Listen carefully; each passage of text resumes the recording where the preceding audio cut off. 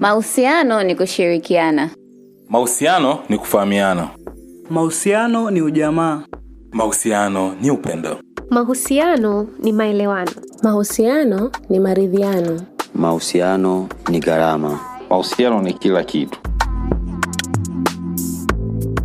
Kama tulivyosikia, kila mtu ana mtazamo wake wa mahusiano ni nini. Ambacho hakipingiki ni kwamba mahusiano ni muhimu katika maisha ya kila binadamu. Pamoja na hilo, wataalamu na watafiti mbalimbali wamethibitisha kwamba mahusiano yasiyo na afya ni miongoni mwa vihatarishi vya kupata changamoto ya afya ya akili na kupata magonjwa ya akili kama vile sonona.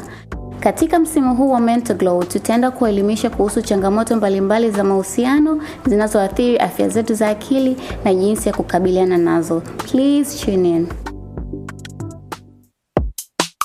Hello Mental Glowers, karibu katika msimu wetu wa pili wa Mental Glow, ambapo lengo kuu ni kuongelea kuhusu mahusiano na jinsi haya mahusiano kama ni ya kifamilia, kimapenzi, kirafiki, kikazi yanavyohusiana na afya zetu za akili. Kama ni mara yako ya kwanza kabisa kusikiliza Mental Glow, tafadhali ungana nasi kupitia Twitter and Instagram account @mentalglowtz, na kama una swali lolote au unataka kujua zaidi kuhusiana na Mental Glow, tafadhali usisite kututafuta au kututumia direct message @mentalglowtz. Hey guys, welcome back to episode 28 of Mental Glow with Jack and Odin.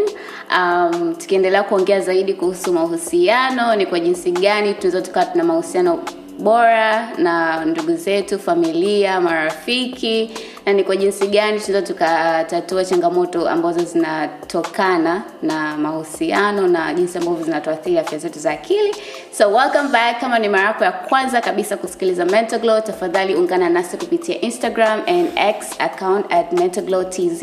And if you want to chit chat au unataka kuongelea chochote kuhusu Mental Glow, please do not hesitate to send us a direct message @mentalglowtz, and we will definitely get back to you. Alright, so welcome back, as I've said earlier, and siku ya leo niko na my friend anaitwa Fabian Emmanuel. He goes by his artist name Light Palmer. He's a photographer. Yeah man, if you want to have cool pictures taken, he's the guy to go to. He's blushing right now. Anyways, today tutakuwa tunaongelea kuhusu guess.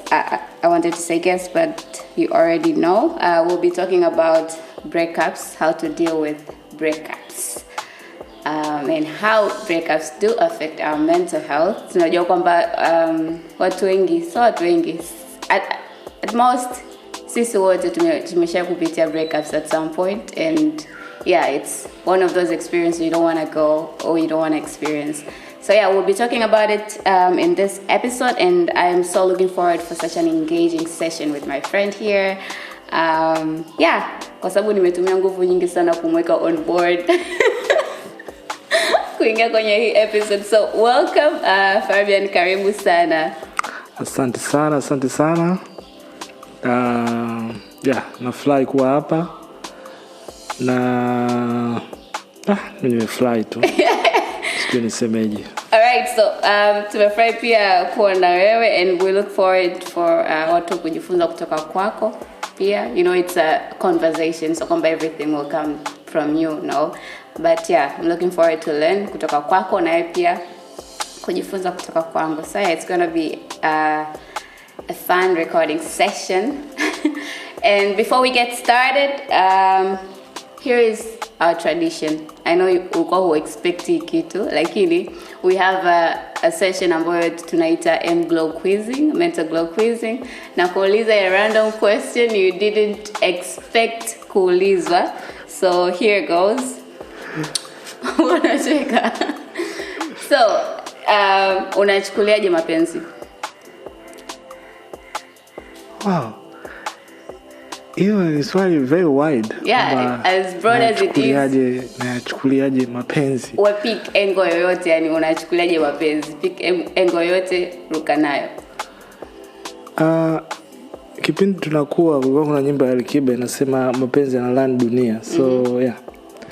So nachukulia kama kitu ambacho it's essential for survival ya human being.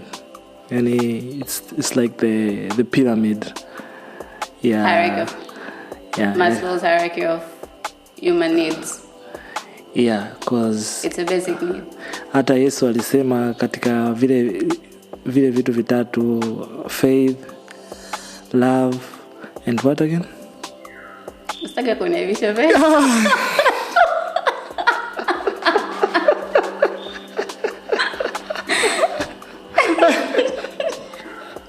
Come on. Hebu endelea na topic uchokwenda kuongea. Serious. We have to get the third one. Mwenyewe mentoka.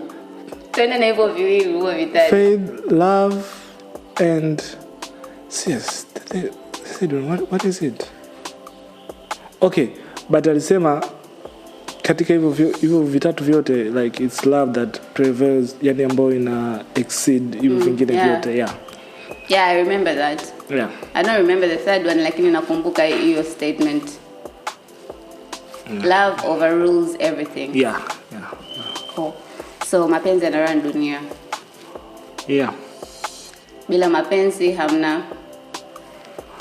I mean, looking at it, okay, so wengine wanaosikiliza right now wanaweza kuchukulia like mapenzi as in a romantic relationship, but I think what you mean ni kwamba kwenye relationship ya aina yoyote inaweza kuwa ni ya kifamilia, kirafiki, si ndio?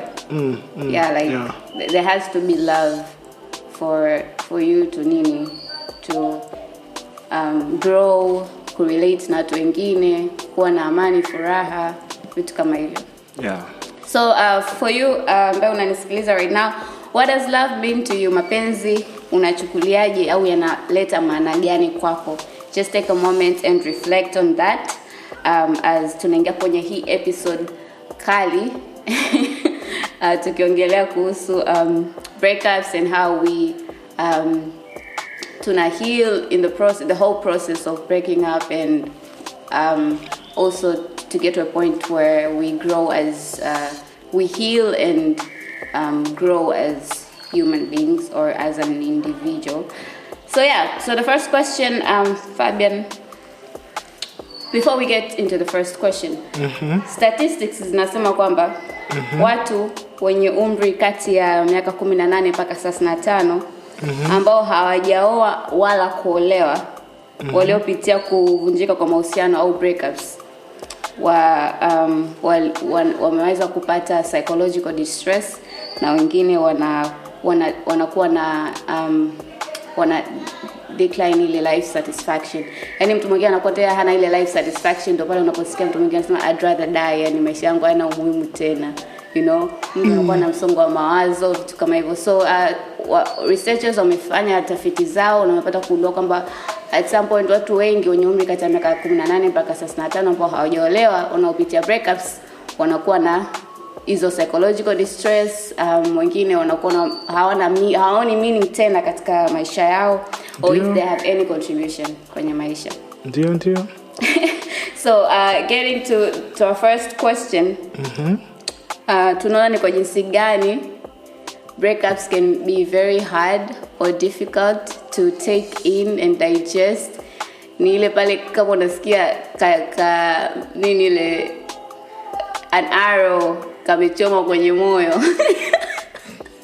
So so getting to the first question, I would like to ask you, unakumbuka that one breakup ambayo ili kuvuruga sana wewe as a person?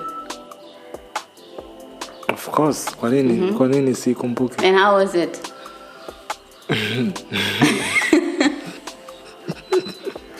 Kwanza leo sikujua, nilijua siku utanikamata niwepo katika hii podcast, lakini sikujua kama nitakutana na hii topic. So nadhani katika lifetime ya mwanadamu utakutana na breakups nyingi, lakini itakuwepo ile moja ambayo itashake kabisa the foundation of your life, the foundation of everything ambayo ulikuwa unaamini na like itakutikisa hata your psychology, like each and everything. So yeah, once upon a time hata mimi pia niliingia kwenye breakup, lakini kuna vitu nikajifunza. Kabla sijaendelea, what was your question again? So I asked kama you remember the first breakup ambayo ilikuumiza sana, na pia like how was it, how was the whole process, how was the whole situation, yani ulichukuliaje? Okay. Kwa sababu ilikuwa ni experience mpya kwangu ambao sijai kupitia before, kwa ilikuwa ni kwamba uje ku break up na mtu. Kama nilivyosema katika lifespan ya kijana, kuna breakup ndogo na kuna ile major yani ambayo kabisa like itakutikisa kweli, hapa kweli utaisikia kwa sababu hapa itakuwa mwonge na tukio. Sasa katika hapo sabunge la tukio ambapo sasa you have to go through like a period of time ambapo things are happening to you na hujawahi kuprocess before. Unaona? So unakuta unashindwa kulala, unakuwa uko moodless, like ile hamu ya maisha ina like for some time yani inapotea kidogo, you just want to be alone. Unaona? Mawazo, your brain ina make noise most of the time. So kuendelea, I keep forgetting the question, like how was it, like how am I supposed to explain this? Are you still processing the breakup? Mbona unasahau vitu, ni kitu kimekuathiri kiasi hicho? Anyways, umejibu swali langu kwa sababu and umejibu hata swali la pili ambalo nilikwenda kuuliza like ilikuathiri vipi kisaikolojia. So kama ulivyosema kwamba saa nyingine mtu anakuwa haupati usingizi, yani unashindwa kulala, there is no more satisfaction kwa muda fulani, kama hivyo. Ujue like at first nilikuwa sielewi mtu akiniambia kwamba okay, I was getting the fact that kwamba okay, a breakup can mess you up, right? But nilikuwa sielewi yani mtu anaposema kwamba siwezi kula, yani vitu kama hivyo appetite sina, until I got to experience until I got to experience, that's the moment where I was like now this makes sense. So like ulivyosema kwamba kuna zile breakups ndogo that yani you get over it haraka, like there is that one major ambayo it leaves a mark kwamba this happened. And I think at some point kuna mtu nisha kumsikia, I don't know if it's researched, lakini kuna mtu nisha kusema kwamba you will not be able to get to to find the right person ambaye utakuwa naye maisha yote, vitu kama hivyo, until upigwe tukio. Okay. That's someone's, I wouldn't say it's an opinion, like it's like hearsay, but wanasema kwamba lazima at some point kila binadamu lazima apigwe tukio. Kama unajua kupiga tukio, you need to be in a state where you're ready for a tukio, which I don't think it should be any ipewe kipaumbele. Like at some point mtu hujapiga tukio, but then you're in a situation where una kwenye kila unasema lazima nitakuja kupiga tukio. Okay. So just thinking about that, breakups, so watu wengi ambao wanapenda kuongelea kwa sababu it's you being vulnerable, opening up kwamba nishawahi kufanywa hivi. Kweli. And at some point watu wengi tunapenda kubrush bwana hata sikumia nimeumia tu kidogo maisha tu yanatokea bwana sikumpenda wala nini, vitu kama hivyo. Like I think putting ourselves in a state where tuna accept kwamba this happened, I got hurt, and I really got hurt, lakini the whole process ni kwamba what matters is you getting through the breakup, you heal, but not like trying to revenge or also hurt other people eventually. So I think we should all be in a state where tunakubaliana na this kind of experiences ambazo zinatokea at some point in a relationship. Not all relationship will get you somewhere, but they are all for a reason. That kuna mahusiano ambayo tunapata kujifunza, na sio tu ya kimapenzi lakini hata ya kifamilia, kikazi. At some point tuna relate na watu, tunapata kujifunza kutoka kwao. And I think that pia hata kwenye hizi breakups kuna vitu ambavyo tumejifunza kutoka kwa watu au partners, and kuna vitu ambavyo tumejifunza kutoka kwetu. And so I think it's a life it's a learning experience ambayo wote tunapata. So we should not focus on the negative part, but also like find the positivity in it. Positivity. Yeah, they say you should not cry that it's over, but you should rejoice that it happened. Wow. Yeah. Hapo unamwambiaje mtu ameumia? Unamwambia to rejoice that it happened. Yeah, so it got me thinking, ulivyokuwa unaongea hapa, maybe tuanze from scratch. Kwa nini, why do people hurt after breakup? Kwa nini watu wanaumia baada ya breakup? Kwa nini? Like kwanza essential ndogo kwanzia hapo, labda uniambie kwa nini watu wanaumia. I think at some point okay, so I would say based on my experience why I got hurt ni kwamba it's okay, you know, like in the whole process of dating, you being in a relationship na mtu, kuna expectations mmeweka, na pia kuna okay, so like you're looking forward to something, but then mwisho wa siku when you're breaking up you're disappointed. There is that disappointment ambayo umepata, and also your expectation hazijakufikisha pale ambapo you expected you reach for in your relationship. So I think for me it would be like, okay, I didn't expect this from this person, lakini ndio imeshatokea. Imeniumiza. Mimi kama mimi nalichukuliaje the whole situation? I think like, okay, for most people sawa umeumia, lakini how do you take it? And that's when it impacts watu wengi. Like taking it in, umechukuliaje? Is it about you? Is it about the other person? Or is it about the relationship?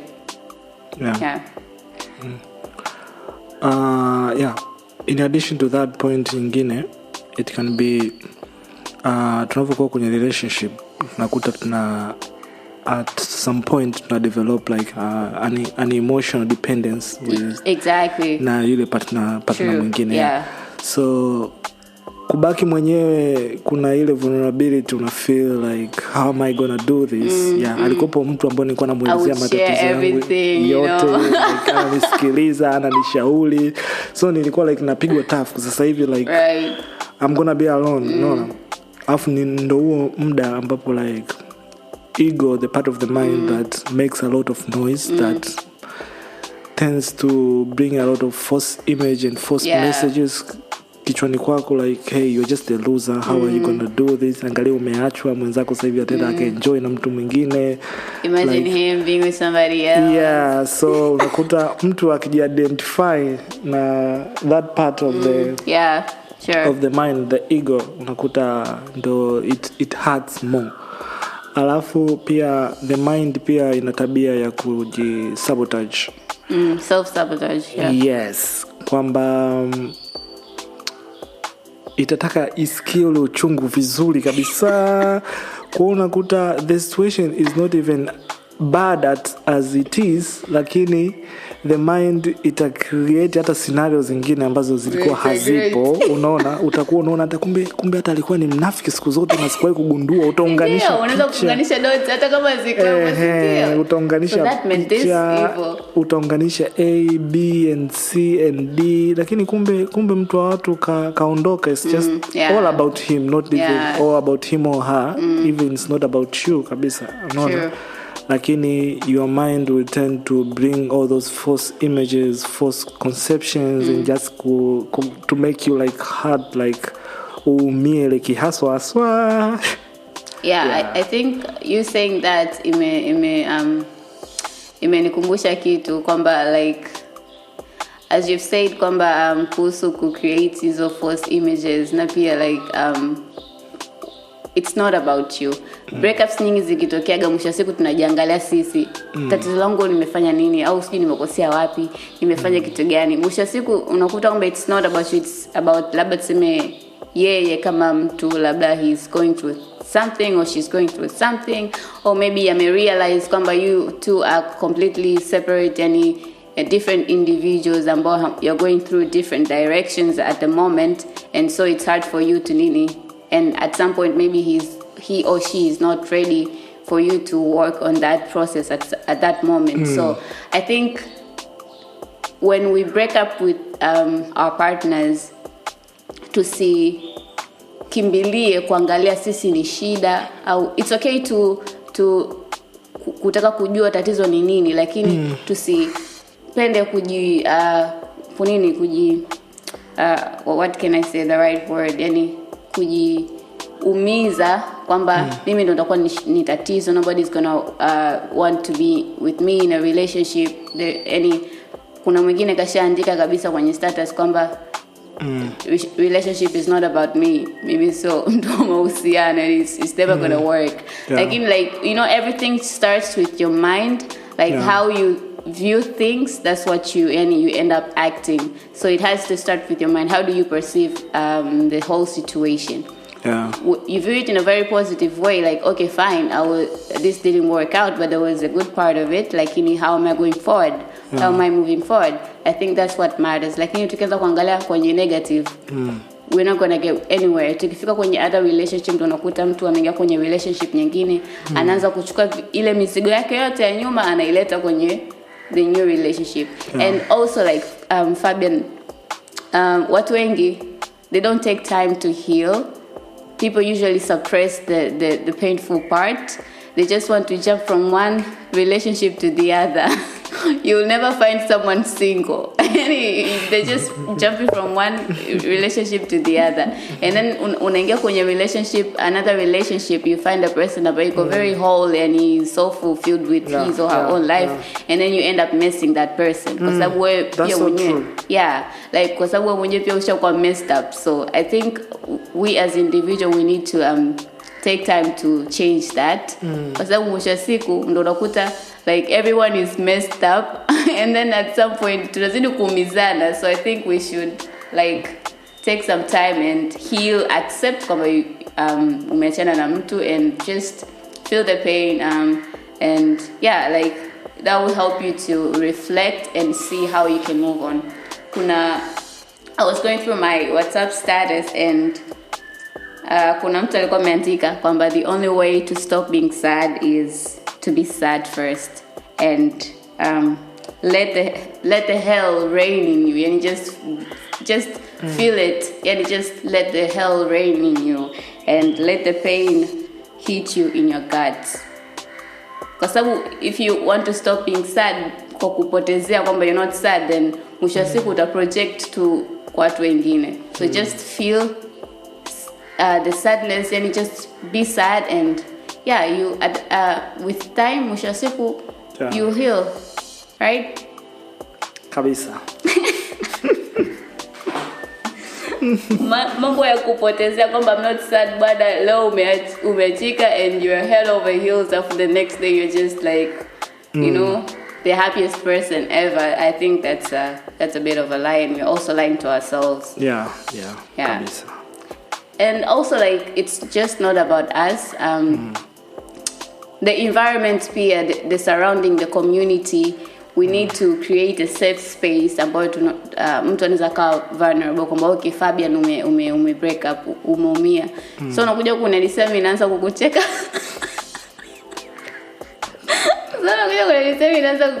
I'm saying like okay, I get the part where jokes are involved, like we should also be supportive of our people. I think the supportive environment can help our friends, our loved ones to heal, mwisho siku become their better versions. Yeah. Do you have anything to add? I think we can move on.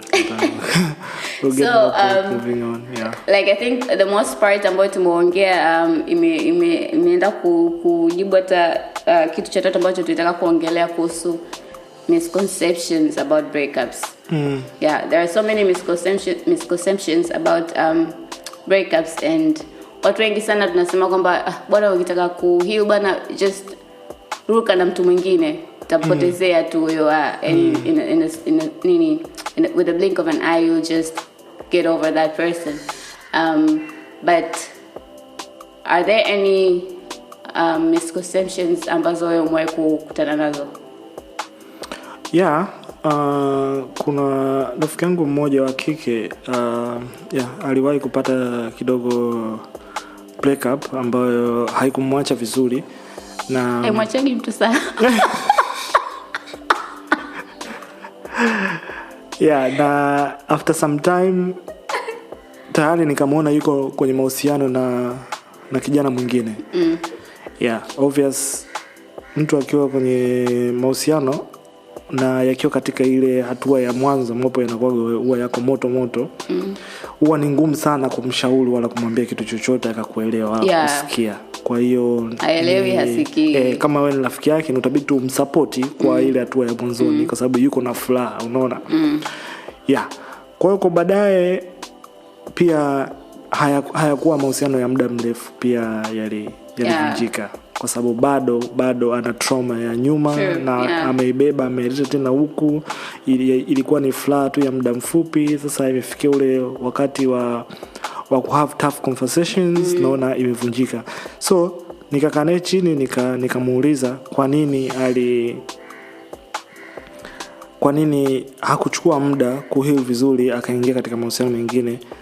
Lakini surprisingly aliniambia kwamba hajutii kwa nini yamevunjika, bali amefly at least alipata upenyo au nafasi ya kusahau yale mahusiano yake ya nyuma, kwa kwamba ile new relationship ilimpa a relief to like cope with it haraka, more like a rebound.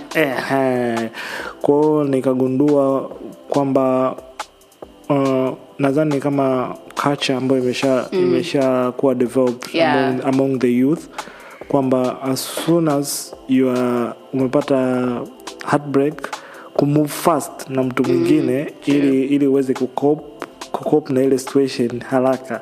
Lakini it's like you are using a shortcut. It's like you are cheating, unaona. Kwa sababu mwisho wa siku hivi vitu vyote is hard though you cannot run away from it, zitaji accumulate na baadaye zitakuja sasa zitalipuka zaidi. Kwa hiyo utajikuta like there's no shortcut, kama ulivyosema kwamba you just have to let yourself express like experience feel if it's the anger, if it's like everything until pale utakapokuwa umeheal na kuwa tayari like to move on. One thing about us humans though ni kwamba we don't like to do the actual work. Yani tunapenda mterezo kitonga. Yani we want to heal, we want to become the best version of ourselves, like we don't want to do the actual work, like getting to go through the whole process. Hatutaki, tunapenda shortcut. And mwisho siku if you look at it, shortcuts hazitupeleki sehemu yoyote. Eventually yani lazima tu you just fall back to where you came from. Kama like ndo pale unakuta like mtu okay sawa amepigwa na tukio and at some point probably issues zilikuwa kwake pia, lakini hataki ku work on those issues for him to have a healthy relationship with another person. Baadaye anataka tu kwamba okay let me just forget about the pain, mambo mengine bwana yatajijua yenyewe. And then you get to another relationship, it's a vicious cycle, kile kinatokea. So I think at some point we need to develop a culture of getting to do the actual work. Itatusaidia sana, not just a relationship, even our personal growth. Like you want to be a successful person, fine. How do you do it, and how do you get to that point you're a successful person? You need to do the actual work. You need to change your lifestyle. Like how does a successful person anakuaje? Change your whole routine, the books you read, what you watch, what you feed your mind with. You need to change all that. So I think we need to get to do the actual work. Yeah, that's so true. Atema madini. But then I was just trying to make that point kwamba there is nothing that is so any satisfying that satisfies us than getting to a point where you look back and see any umeimprove vipi, like wow, I used to be that person, right now niko hivi, I've come a long way, you know. You get to celebrate yourself, but how do we get there kama tunataka kuruka and not like get to the deep end, you know? Wanasema relationship, it's not about finding a better person. It's about being the better person. Exactly. Yeah. So it begins with you. You know, it just reminded me. So like I used to pray my whole life. I used to pray that I want to find the right guy. You know, wanasema a God. It's a God, you know, a guy that have a fear of God. But then mwisho wa siku nikabadilisha maombi yangu. Ndio. And then I started praying for God to make me a better person. Yeah. So I think it has to start with us. Mwisho wa siku Mungu anaweza kukupa the right person, lakini are you the right person? Yeah. You know, it has to start with you as a person. Like how do you unaenenda vipi ukiwa na watu wengine? Have you worked on your trauma, everything? Make mwisho wa siku if you have all that baggage afu unakutana na mtu mwingine, hata kama ni mzuri anakufaa, Mungu amemweka pale kwa ajili yako, but if you're not ready, if you're not healed, if you're not at a state where you're ready to be with another person, then it won't work, right? So let's pray. If you're a believer, just pray that for God to work on you first before you meet the other person. Okay, you might pray for you to meet the person, lakini ukakutana naye mwisho wa siku, then it will be bad timing. Yeah. So it's so essential to first work on yourself. Yeah. Kwa sababu if you cannot even handle yourself, you cannot live with yourself, how are you gonna expect mtu mwingine aweze kuhandle kuwa na wewe kama wewe mwenyewe hauwezi kujitolerate kuwa yani kukaa wewe mwenyewe. Wewe mwenyewe huenjoy kampani yako ukiwa mwenyewe. Wewe mwenyewe haujikubali. Unaona? Kwa hiyo inakuwa ni ngumu. So kama nilivyo have my heartbreak, first ever heartbreak ambayo ikani confuse tukiwa nilipigwa.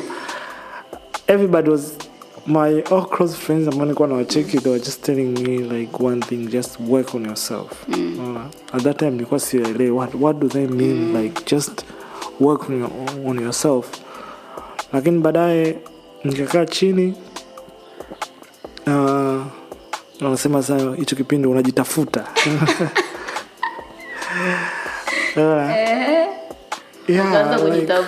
Yeah, like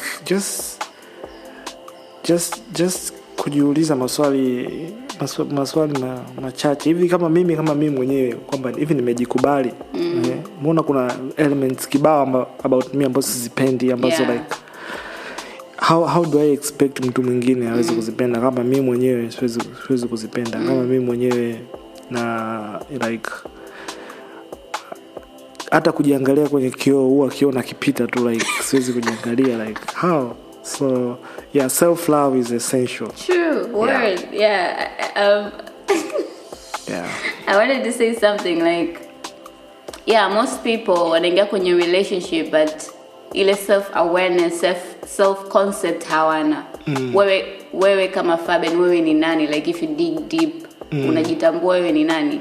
Na mwisho siku we get into relationships, ila mwisho siku tunaishi maisha ya our partners and not the life that we're supposed to live as a separate entity.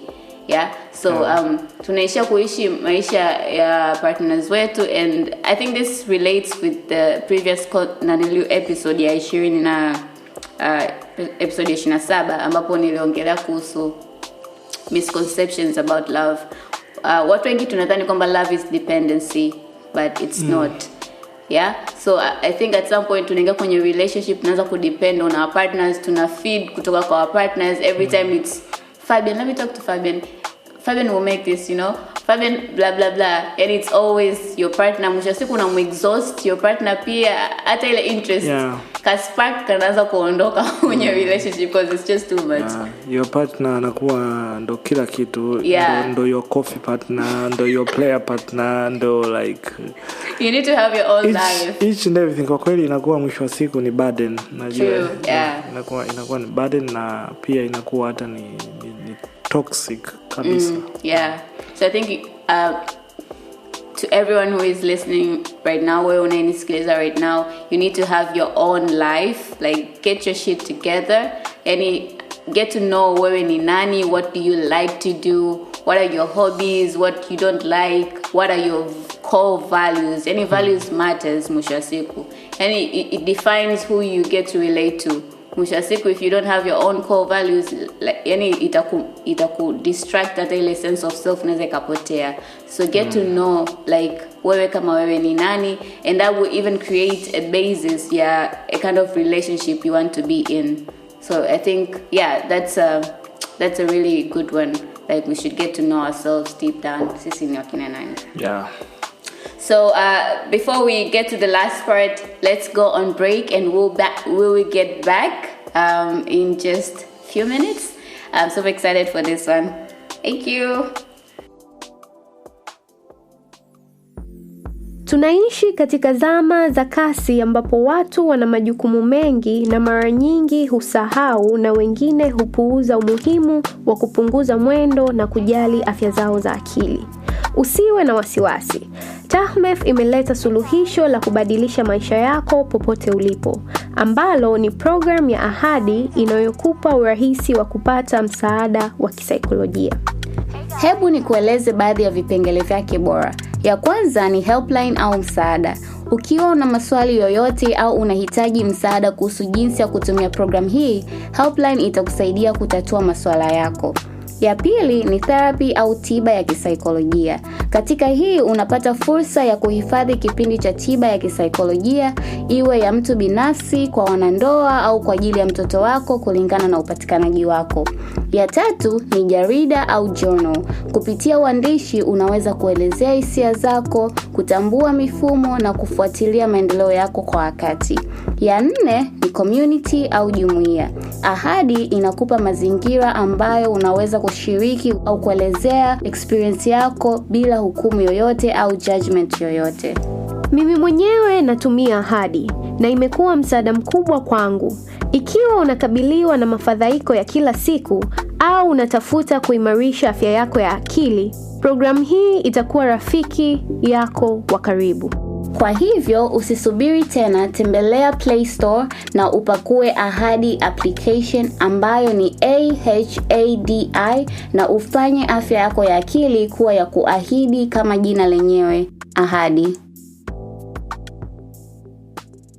So welcome back guys, and as we're about to wrap up this episode with Light Palmer. So yeah, we want to talk about kitu cha muhimu zaidi sana ambacho it's like what distracts our current generation. Talk about social media though, and relationships. Fabian, like in your perspective, how does the digital age, our social media affect the healing process after a breakup?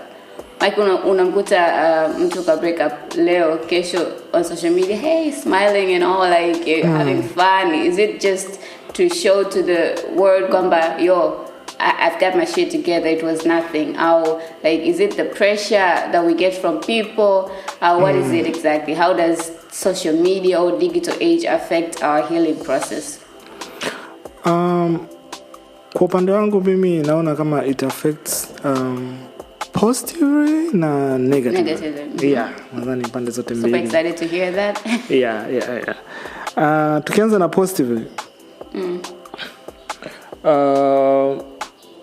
Because I don't believe kama mtu katika zile early days ambapo anakuwa anapitia yale maswaibu ya kuwa broken hearted, sidhani kama ni mtu ambaye anatakiwa aachwe sana mwenyewe. Nadhani huu ndio muda ambapo the ego, the part of the mind huwa ina distract sana na kuleta false beliefs, ambapo mtu akijidentify nayo hiyo part ni amekwenda. Ndo hapo ndo watu tunapata so many cases za suicide, wamejiua and all that. So positively ni kwamba social media naona kama inakuwa ni tool ya at least kumliwaza ule mtu. Unaona? Anapopitia anaona some jokes, unaona?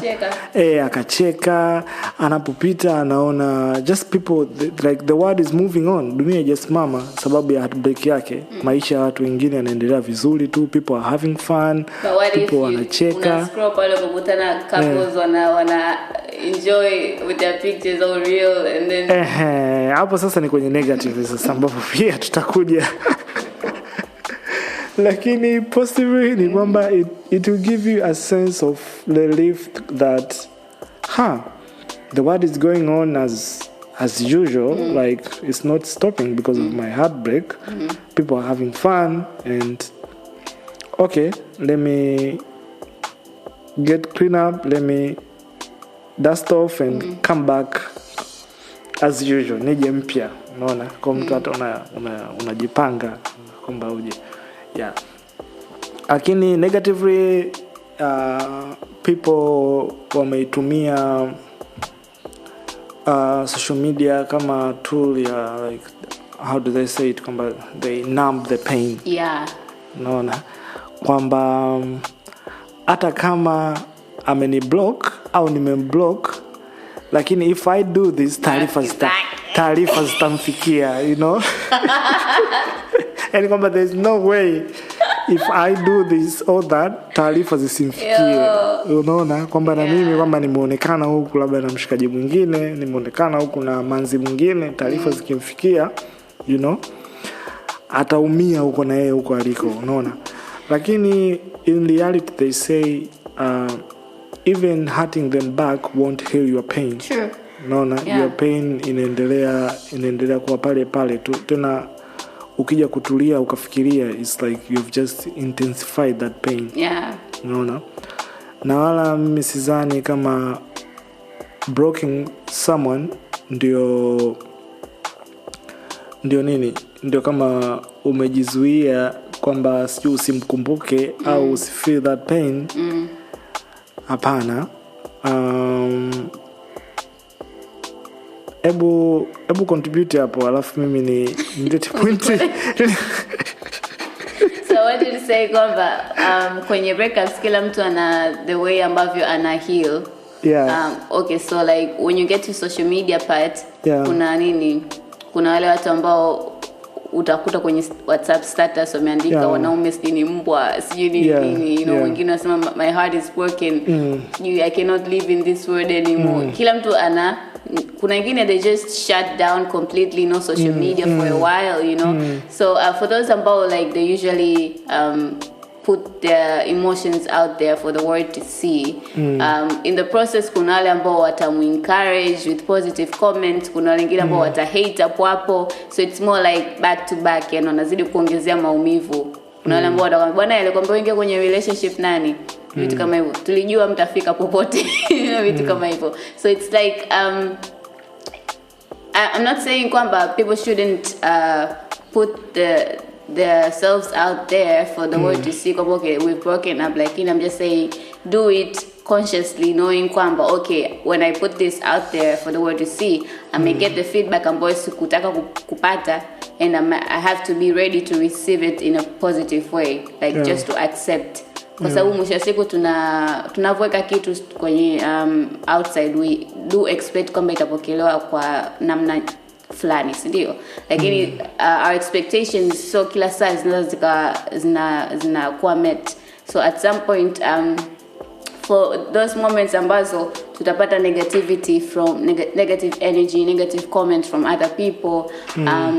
We should also be in a state where to accept, to reflect and accept, ila isitengeneze mlango wa kutumiza tena na kuturudisha nyuma. So whatsoever works for you, how you heal kwenye hiyo breakup, and as long as it's not unhealthy, then I think it should work for you. Yani it's better kuliko ku numb the pain, kama Fabian alivyosema. Like just find what works for you. Is it to do journaling, kuandika all your emotions? Is it to kujichanganya na watu? Is it for you to take a step back and reflect on yourself for some time, like in a quiet environment? Is it for you to put yourself out there kwenye social media, kujielezea, ku let it all out? Kwa sababu kuna wengine ambao jinsi wanavyo post, jinsi wanavyoongea ndio jinsi wanavyo heal. So I think kila mtu ana njia yake, kwa sababu we are all wired differently. Tuko tofauti. Fabian unavyopokea kitu na mimi ninavyopokea ni very different. How you relate with people and how I do that, it's different. So we're all different, and whatsoever works for you, then so be it. Like as long as it is healthy. Kama it's unhealthy, then you need to sit down and reflect on what's the healthier approach ambayo unaweza kutumia for you to heal throughout the breakup season. Yeah. In addition to that, then cause when you're going through a breakup, huwa ni hali mpya kidogo. For me as a man, I will talk, nitaongelea upande wa wanaume, maybe what to do. Wanaume bwana wanataka kuonekana kwamba wao ndo hawajaumia. Yeah, my advice what to do during that time when you're going through a breakup. Essential for me, I think the right way, kama utaweza kukutana na the girl ambao ume break up naye, for me is, kama utaweza kukutana naye muweze kuongea face to face and really know what happened, to like just discuss the situation.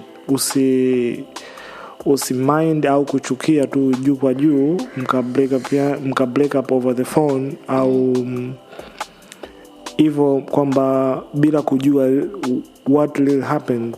Naona na bila kujua view zake zikoje, kwa sababu usipojua utabaki una imagine, na mind itatend ku imagine vitu vya ajabu zaidi kuliko hata the real situation ilivyokuwa. You don't know what's going on. Yeah. You just reminded me, I didn't want to share this, but so there is this, back in the days, this guy I was not dating, actually, we were just getting to know each other. So he asked me for like a dinner, and then I was super excited about it, like, okay, maybe this is going somewhere. And then we met, and then we just he's telling me, kwamba this is not gonna work for me, we are totally different people, you know. So I think I did value that. Like for me, it's all about transparency, like you being open, like what's going on, is it working for you, is kuliko like the pretense, kwamba you're pretending that just for you to get something, you know, in the end. But for me, I really valued that, because not every person got the courage to face you and tell you the truth, even when it hurts. So I think we all need to work on that, kama ulivyosema. Like it's really, really, it makes a difference. It really values like you appreciating the whole time you guys were together, and like just taking a moment to sit with the person na kumwambia like, this is how it is. Kwa sababu hawezi ukaniambia the whole love mliokuwa nayo, maybe for some years au miezi, all of a sudden imegeuka kuwa hate. Just, and you cannot even meet for just few minutes and they'll talk about really what happened. I think at some point they don't have the courage to do so. Like, so the good way, mimi I would advise for men, lakini I don't know about you women, for men I would advise to meet up with the girl. Do not panic to the state that you don't want to meet up with her or what.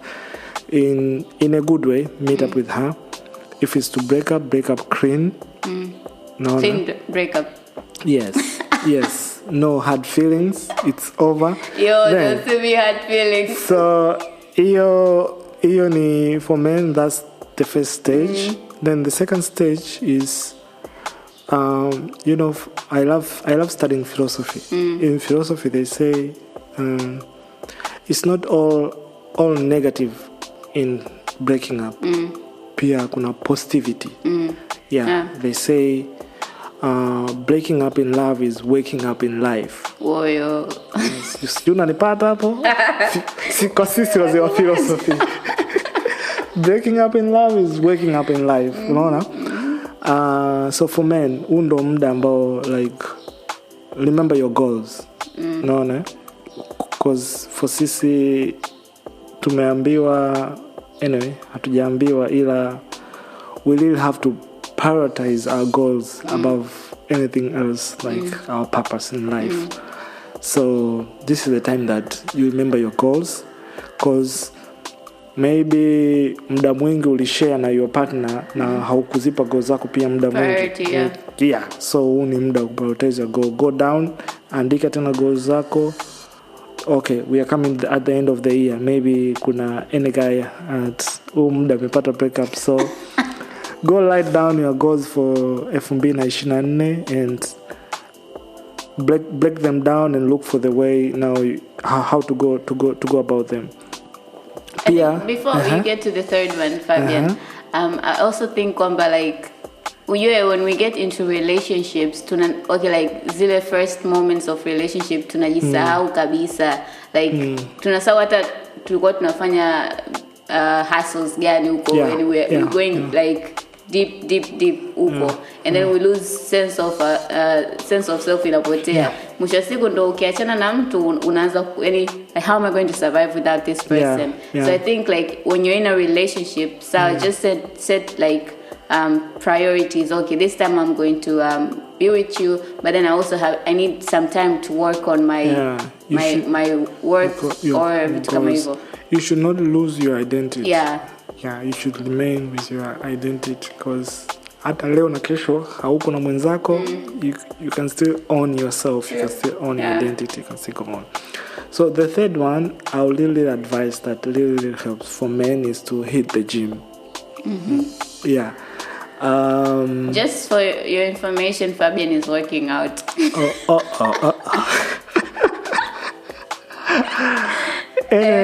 It's psychological, they say when you work out kuna hormones ambazo zinakuwa released, happy hormones. You feel like you umefanya kitu, so it's so cool. Kwanza pia hata in the gym you can meet some friends, you can meet a gym master ambao akaana, it's not just for looking good but also for a better health. Now you are working out, kwa hiyo you can even meet your new partner in the gym. Jamani kuna naomba umenikumbusha kuna hii sijui ni utafiti, sijui ni habari ilitolewa kwamba ndoa nyingi siku hizi zinavunjika kwenye gym na kwenye marathon. Like most people who go to gym they end up cheating on their partners. Ambao wanakimbia marathon they end up cheating on their partners. Just like recent stats ambazo zimetokea. I'm not so sure kama ni reality like in here, but then I think you're making a point kwamba it's good to go out there and meet other people. So that concluding Fabian commit nini? Fabian commit new partner. So concluding is for us men is to find any club that you can be in. True. Nikiongelea club kama mimi sasa hivi niko kwenye squash club. Tunacheza squash, so I get to meet different people. You can develop a new hobby, maybe kama unapenda kuogelea, find your club. If you love football, you can go and play football with boys. If you love games, whatever it is, na must huwa kuna kikundi ambacho huwa kinafanya kitu.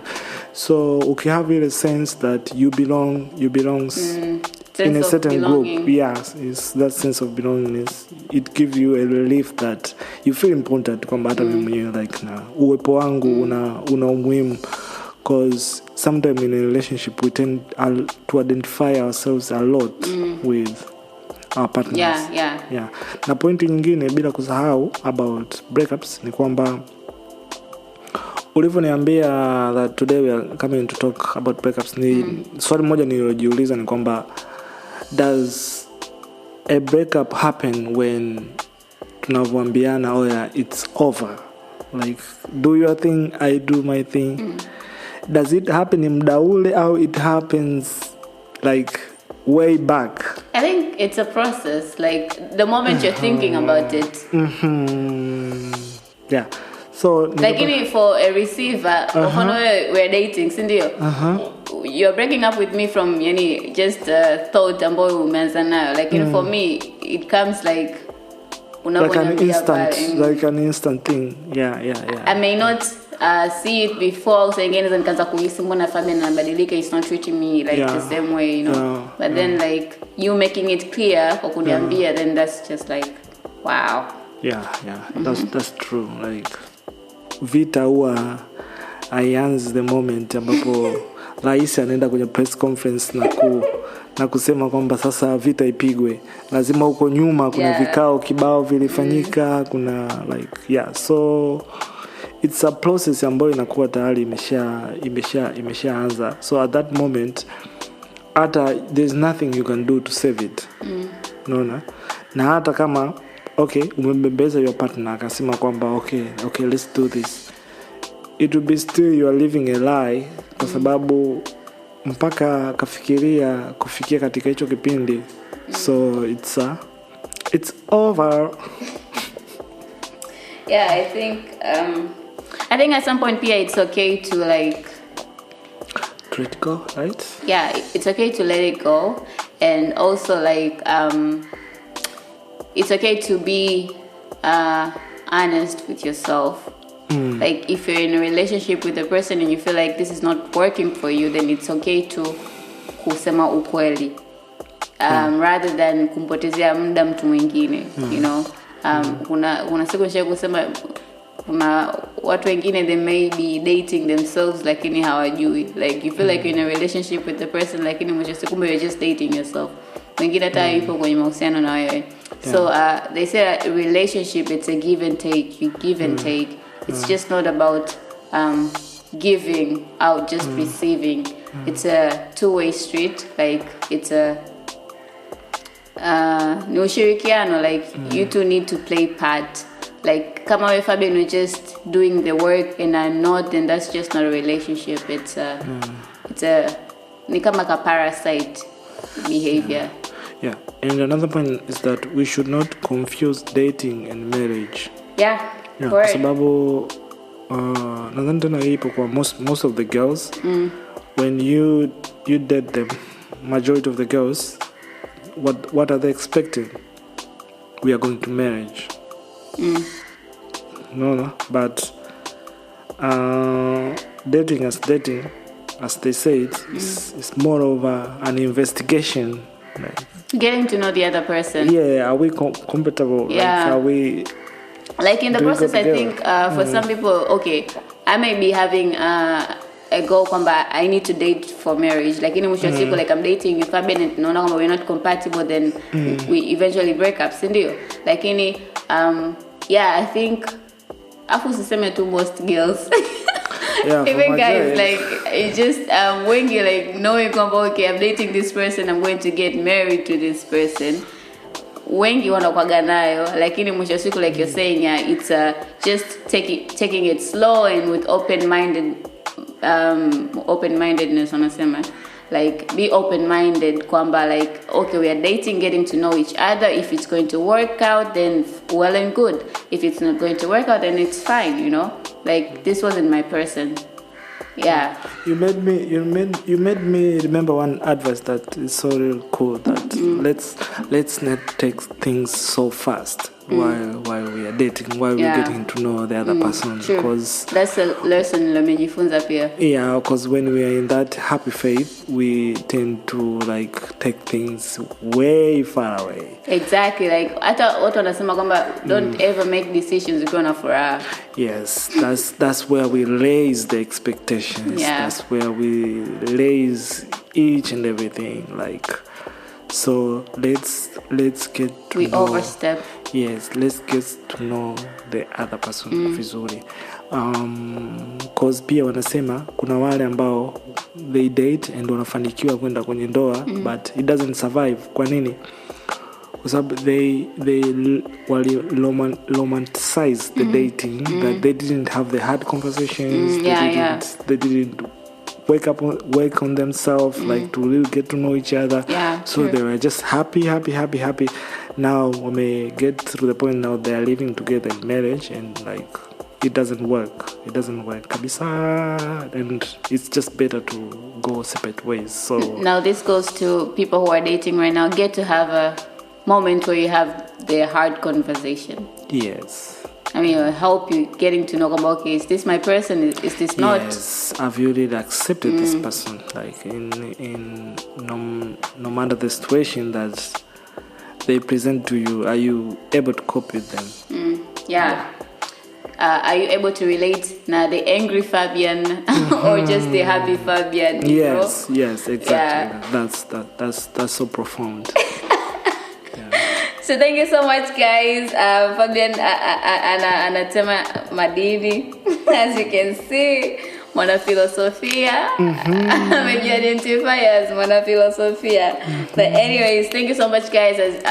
So my takeout will be for we as individuals to take time and heal. Feel sad when you are feeling sad. Don't nini kuruka the process. Get to trust the process and just find your way ambayo itakusaidia wewe kama wewe kuheal. You don't have to do my way, just find your way that is healthy and not unhealthy. And also, you get there eventually. Just get to work on yourself before you get to be in a relationship with another person. Ana mwisho siku, how you relate with other people, you give your energy out, but that energy really matters. Is it a positive one? Is it a negative one? Maana mwisho siku wanaumia zaidi pia ni receivers of that energy. So get to dig deep inside of you and get to know yourself better and work on yourself most importantly before hujajihusisha na mtu mwingine. Because mwisho siku haya ni mahusiano matters a lot, ni part ya maisha yetu sisi kama binadamu. We have to relate with other people at some point, and mwisho siku tunapata changamoto za afya akili kutokana na haya mahusiano ambayo tunaingia. So we need to make sure, we should try our best to prevent that. We can't be certain kwamba hayatatokea, lakini we need to try our best to work on ourselves, work on who we are as individuals, and set a basis of what kind of people we want to relate to. So before we wrap up this episode, I just want to say also, like, if you're going through a breakup, it's okay, and you don't have to numb the pain like Fabian say. But if you feel like it's too much for you to handle, it's okay to seek for help. Go seek for psychological help. Mtafute mwana saikolojia, kanae, usione aibu. It's okay to go through that. Almost everybody ambaye ni mtu mzima ameshawahi kupitia hicho kitu. So get to be in a position where you get to accept kwamba it happened and it's okay. So seek help, talk to a friend, talk to any person ambayo you trust and feel comfy, and just let it all out. Pour your heart out, and I'm telling you that with time, it's going to really, really help you. They say accept it, embrace it, break into a million pieces. You have to break before you build again. So you need to break before you build again. So just accept the fact that you're breaking right now, but you'll stand tall and fly. Don't be sad that it's over, but be happy that it happened. The wise Fabian. Thank you so much, guys. And until we meet again in the next coming episode, we'll be talking about something else. But just get excited, and just to feed you up, ni kwamba the next Friday, this coming Friday ya tarehe 8 mwezi wa 12, we'll be having a webinar ambao tutaenda kuongelea kuhusu how childhood attachments zina impact sisi kama watu wazima, and how we relate with other people. So it's really, really important webinar to get to learn from experts, getting to learn from our own experiences and how our attachment styles to impact sisi kama watu wazima right now. So please stay notified kwenye kupitia social media zetu, and do spare some time to tune in. I wanted to join us kwenye webinar next Friday kuanzia saa 12 mpaka saa 1, and tell a friend to tell a friend that Mental Glow, collaborating with Ahadi, will be having a webinar on childhood attachment and how it impacts CC adults. So yeah, until we meet again in the next coming episode, this is to say, guys, please share your feedback, and we do really value your feedback and your recommendations. So thank you so much, guys, and I love you so much.